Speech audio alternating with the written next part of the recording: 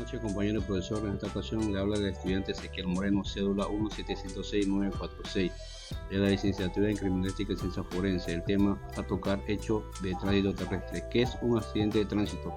Es un suceso inesperado ocurrido en la vía de circulación pública en el que participa por lo menos un vehículo que produce lesiones, muerte o daño a la propiedad. Integrante del sistema: vehículos, factor mecánico; peatones, pasajeros; conductores, factor humano; vía de tránsito, factor ambiental; clima, factor climático. Tipos fundamentales de los hechos de tránsito: atropellamiento, choque, volcadura, caída de vehículo en movimiento. El atropellamiento puede definirse como tipo especial de violencia que se origina en el encuentro entre un cuerpo humano y un vehículo o animal en movimiento. Lesiones por choque son las que produce en las personas que viajan en un vehículo y que colisionan con otro vehículo o contra un muro, un árbol o cualquier superficie u otro objeto fijo. Volcadura: el vehículo al volcarse origina que las personas que van dentro del mismo se vean impulsadas o impactadas, sufriendo desplazamiento y consecuentemente golpes contra diferentes partes del vehículo. Caída de vehículo en movimiento: es muy común en las grandes ciudades, ya que el factor predominante es el mal conocimiento de tener una puerta mal cerrada y el carro esté en movimiento. El médico forense debe conocer muy bien este tipo de accidentes, pues que muchas veces las autoridades judiciales le pedirán su intervención para establecer los mecanismos de lesiones de la víctima por una parte, y por otra parte la pedirán muchas veces que examine al conductor para determinar cuestiones jurídicas importantes, como si él estaba bajo el influjo de alcohol o droga, que pueden complicar la situación penal. Historia de la medicina legal. Hacer historia es recordar a los que nos precedieron, es darnos cuenta del progreso y la evolución de cualquier rama del saber humano. El sociólogo Augusto Comte dijo: no se conoce la ciencia si no se conoce su historia. Edad activa. Egipto, Imhotep, el primer experto de medicina legal. En Israel, la medicina teológica basada en la comunicación con Dios. Roma, Hipócrates estudió la herida y la codificó. Leyes con interés médico legal: la ley Cornelia y ley Aquilian.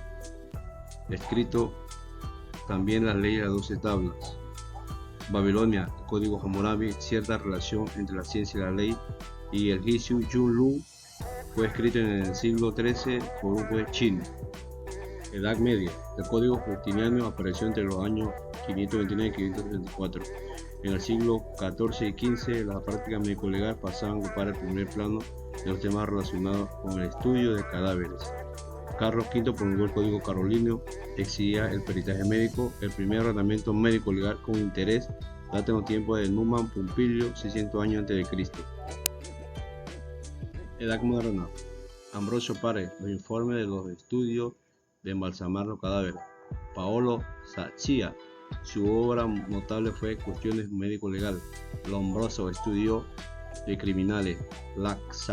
Lacazamet estudió la importancia del lugar de los hechos. Mateo José Buenaventura Orfilia, el precursor de la toxicología. Emilio Federico Pablo Bonet, precursor de la psicopatología y psiquiatría forense. Y Nina Rodríguez, precursor de antropología forense. Inicio del Instituto de Medicina Legal y Ciencia Forense. Inicio de Medicatura Forense.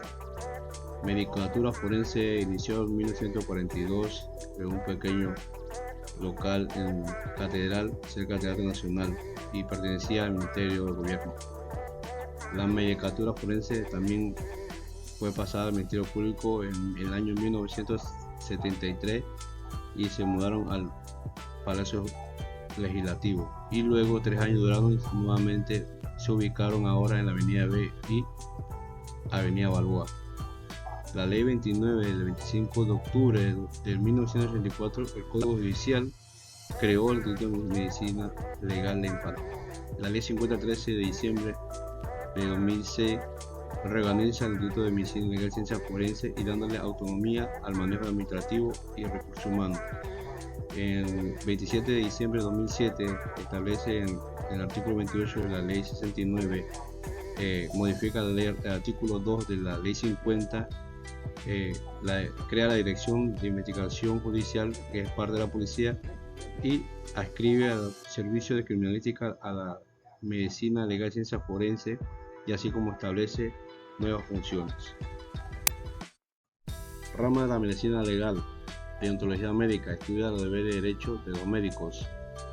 Ética médica, los principios y normas que rigen la conducta profesional de la salud. Patología forense, se define como anatomía patológica de la muerte súbita y sospechosa, de aquella sospechosa y de la muerte violenta. Criminalística, estudia los indicios de la naturaleza médica que deja un delincuente en la escena del hecho o sobre la víctima. Médico legal, sexología, incluye las alteraciones de la conducta sexual y las consecuencias relacionadas con la ley. Tocoginecología médica legal, diagnostica de estudios de los estados intersexuales y las parafilias, y también como los abusos, delitos contra la integridad sexual y abuso sexual. Criminología, estudia la conducta humana peligrosa. Medicina legal social, aplicada también en la sociedad, en las situaciones sociales. Importancia de la medicina legal, tiene como finalidad el del hallazgo, la comprobación, la prueba del cuerpo del hombre. Es llamada a resolver problemas que afectan al individuo como persona o como cadáver, desde que inicia su existencia en gestación de la madre hasta después de su muerte. También contribuye con eficacia al proceso de la administración de justicia, asesorando a los magistrados para apoyar su decisión. Esta es mi intervención de los dos temas. Muchas gracias, Dios me lo bendiga. Buenos días, profesor. Se presenta el estudiante Rafael Anthony Mendoza Muñoz con cédula 4729-2374. En esta ocasión, para hablarles sobre la tanatología. La tanatología forense es la que estudia todas las evoluciones de los fenómenos cadavéricos y sus circunstancias. La tanatología forense, los fenómenos cadavéricos son enfriamiento, deshidratación, lividez e hipostasis, autólisis, rigidez, espasmo, putrefacción. Bien, si bien es cierto, por otro lado, la tanatología fue aceptada como ciencia a partir de los años 50. Desde la concepción hasta la actualidad, se ha tratado la tanatología de manera interdisciplinaria, de manera que la evaluación de nuestra relación con la muerte y uno tanto como las especulaciones y creencias, las religiosas, culturales u otra índole, incluye una mejor calidad de vida, una muerte digna en paz. En base a los distintos estudios, Buenas noches, profesor. Buenas noches, compañeros. Mi nombre es Jason Sainz, con cédula 7708-2210, de licenciatura en Criminalística y Ciencias Forenses. Las lesiones que ocasionan estas armas blancas se clasifican según sus características morfológicas. Heridas punzantes son aquellas que se realizan con objetos de punta fina y de forma cilíndrica. Por ejemplo, agujas, clavos, picayelos. Heridas incisas o cortantes son aquellas que se realizan con objetos largos y angostos, que constan de una punta y que por lo general perforan la piel dejando labios en la herida, causados por un cuchillo, vidrio o cualquier instrumento filoso. Heridas contusocortantes. Estas son causadas más por la intensidad del golpe, que actúan por su filo y por su peso, en el cual separa la piel de la presión del golpe, ya como objetos, ya sea como un hacha, un machete u otro. Heridas punzocortantes presentan bordes lineales, curvos, unidos por un extremo agudo, que son causados por instrumentos que tienen uno o ambos bordes con filo. Y ya para terminar, los caracteres de las lesiones, las heridas por instrumentos cortantes o heridas incisas, responden en general a tres tipos de heridas: heridas lineales, heridas en colgajo y heridas multilatentes. Muy buenas tardes, respetado profesor. Mi nombre es Wendy Peña, mi número de cédula es 8-926-1172. Hoy hablaré sobre el tema de la autopsia o necropsia. La autopsia. ¿Qué es la autopsia? Es un procedimiento de explosión del cadáver para determinar la causa de la muerte. En primera instancia, la necropsia es la que determina la causa de la muerte, ya que es un procedimiento ordenado y minucioso, que incluye las revisiones tanto aspecto externo como las revisiones de los órganos internos. El término de autopsia es requisito de ley y práctica en muertes violentas, muerte súbita o repentina, muerte sospechosa y muerte en la vía pública. ¿Qué se hace? La necropsia, como no hay médicos, familia o lo solicita.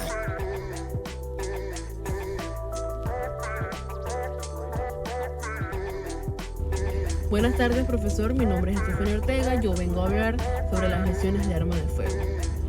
Orificio de entrada.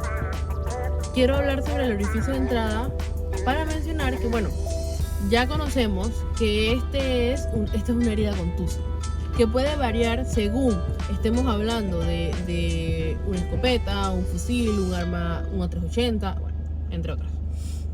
Bien, si fue un disparo único, múltiple, si fue directamente en la piel, si estamos hablando que estuvo contacto a través de la ropa, la incidencia del ángulo, entre muchas otras. Bien, cuando hablamos de orificio de entrada, este se crea a presión, que el proyectil ejerce una presión sobre la dermis y ahí vemos este orificio de entrada. No es del mismo tamaño de la munición. Esto porque obviamente es abierto a presión. Bien, cuando nosotros hablamos de la trayectoria, es ver si fue rectilínea, si se desvió, ya sea porque chocó con un hueso, entre otras cosas. Según esto, lo vamos a determinar mediante un examen clínico, que puede ser la autopsia. Bien. No siempre veremos un orificio de salida. De hecho, esto depende mucho de la distancia y de la potencia. Si vemos una persona que está más gordita, también puede ser que no encontremos un orificio de salida, queda entre la grasa. Hay muchas razones por las que no habrá un orificio de salida. Bien, es importante determinar este trayecto, porque así nos puede ayudar a saber si este exactamente tuvo relación con el tipo de muerte que tuvo la persona, con los órganos dañados, entre otras cosas. Cuando hablamos de orificio de salida, es cuando por la presión del proyectil vierte la piel, o sea, crea lo mismo que de entrada, pero hacia afuera. Por eso que las marcas las puede dejar dentro del organismo, no por fuera de este. Así que no presenta las mismas características, obviamente, como el anillo de limpieza, ni contuso, entre otras que sí vemos en el orificio de entrada. Pero no podemos olvidar que puede igualmente presentar un borde erosivo que se generó por el contacto del proyectil y la epidermis revertida con la ropa u otra superficie. O sea, que es que obtiene al entrar. Y también en muchas ocasiones da salida a órganos lesionados. Esto fue lo que yo pude aprender y durante las clases leí, pero siento que esto es lo más importante que a mí se me quedó y que me servirá más adelante. Gracias.